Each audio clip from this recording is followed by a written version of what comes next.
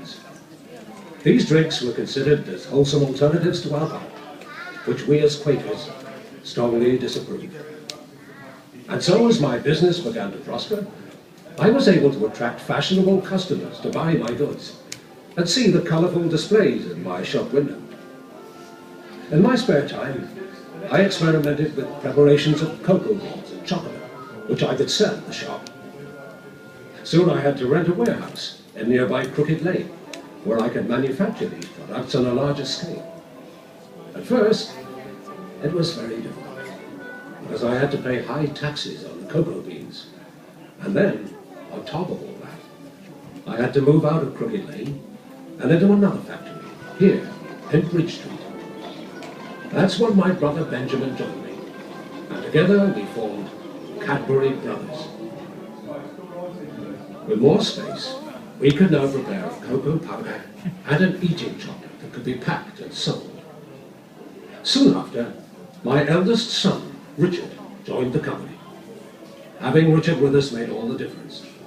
He saw to it that the quality of our cocoa improved, introduced new products, and even opened a shop in London. Our efforts were rewarded when we received our first royal warrant from Queen Victoria. That was when my younger son, George, joined us.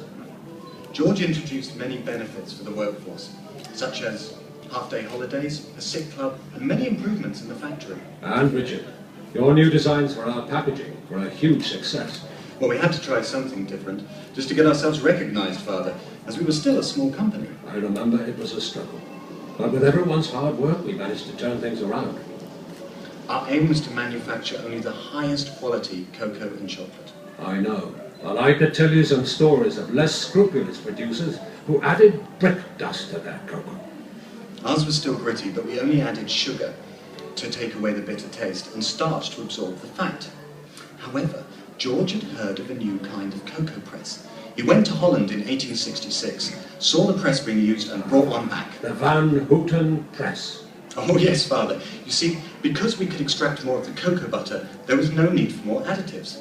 Not only was our cocoa essence more palatable, but also output increased. We became the only company in England that could produce such a pure cocoa essence. We advertised and were praised in medical journals who approved the benefits of our product. Our cocoa essence sales increased and our eating chocolate became even more popular. The Bridge Street factory was now too small to cope, and we had to expand somewhere else. For some time, George and I had shared the same vision to build our new factory in a garden setting, away from the smoke and grime of the city.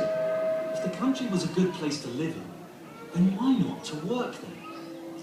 We found a rural site surrounded by farmland that was just 4 miles south of the city. It was close to a canal and railway line. We called our new factory Bourneville, after the Bourne stream that ran through the land. And Ville, after the fashion for naming anything in the French style.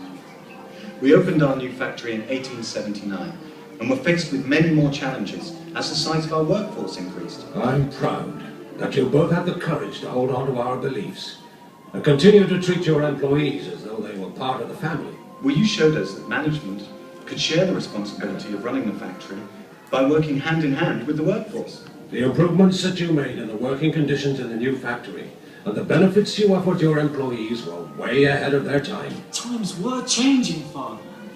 Why should we allow our workers to live and work in appalling conditions just because that's what other employers do? As the company prospered, we introduced bonuses, such as payment for output and punctuality, a 5.5-day week, pension schemes, works committees, training, and many other benefits. What about recreation for our people? We built swimming pools, gymnasiums, football and cricket pitches, and organised works outings. And you'd started to develop Bourneville Village.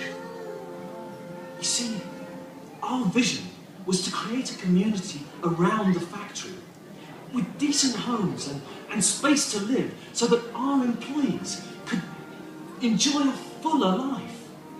As the company grew, and our sons joined the business to take over the day-to-day management, George was able to devote more time to developing Bourneville Village. We bought more land and built new houses, a hospital, schools, churches, and many other facilities, not just for our employees, but for the whole community. As we approach the 20th century, we launched many new brands, including assortments in fancy chocolates. I sent my son George to Switzerland to find out how chocolate was made using fresh milk. Soon after, Cadbury were able to manufacture chocolate with a much higher milk content that rivaled even the best Swiss products. That was when we launched our most important new brand. We called it Cadbury's Dairy Milk. It became so popular with its distinctive taste that sales exceeded all our best expectations.